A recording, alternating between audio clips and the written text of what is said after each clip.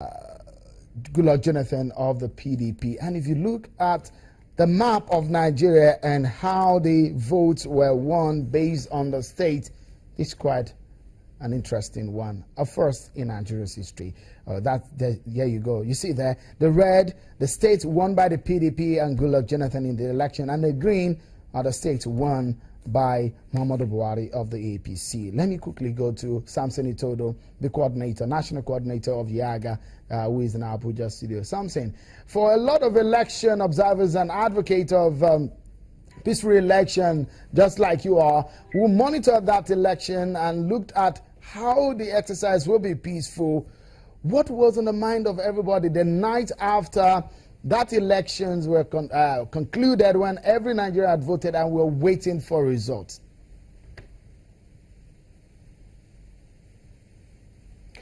Well, thank you very much, Sheung. And I would say that there were a lot of expectations from Nigerians on the night that we conducted or we participated in the elections. And I was privileged to cover some states in the North Central region.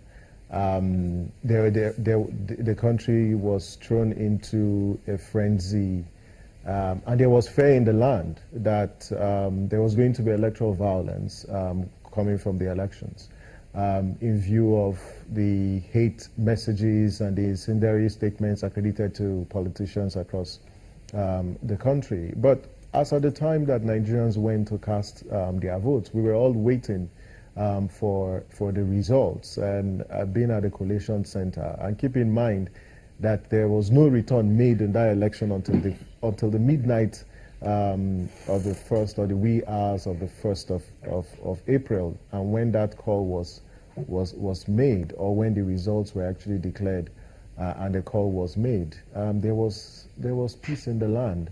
And a lot of Nigerians had trooped out to actually rejoice on the outcome of the elections.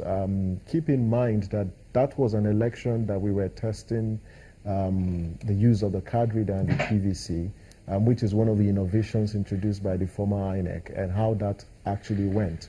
But you also observed that there were a lot of intrigues and drama that played out at the Results Collation Center. How the results were coming in from the states, the several delays that were encountered from different states in the northwest, in the south region, and the way the results were delayed.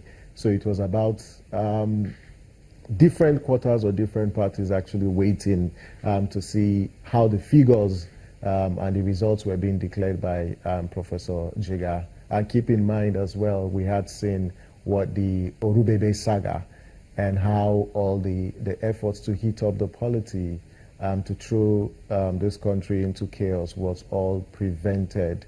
And the way it was managed by the former chairman of the Electoral Commission was quite commendable. Oh, something, quickly, let me ask you. There was this introduction of the PVC, introduction of the card reader machine. Would you say that INEC introduced something way too much for that exercise? And some people would say that election was perhaps the best in Nigeria's history. Would you agree to that? Well, I don't think so. You see, Sheung, elections are a parameter of legitimizing a political system. And there are several indicators that actually determine whether an election is free or fair. One is strong institutions and strong processes. And what the Electoral Commission did was to introduce innovation into our electoral process to deepen the integrity of our elections. If you study the Babalakin Commission's report, if you study the Justice Waste Committee's recommendation report, the reason why these committees were constituted was because we had an electoral process that was not free, that was not fair, and was not inclusive. And what the Electoral Commission did was to introduce innovation. And the card reader and the PVC that was introduced for that election, considering the fact that it was very, very important for our political history, was justifiable, was timely, and we needed those innovations. And you can see the outcome of that elections. It contributed to the integrity of the elections. And despite the Supreme Court judgments that we have seen, but there is public acceptance. And even the Supreme Court, in its judgment in the post-election disputes that it has handled, it didn't in any way say the introduction of the card reader was actually not useful for our electoral process.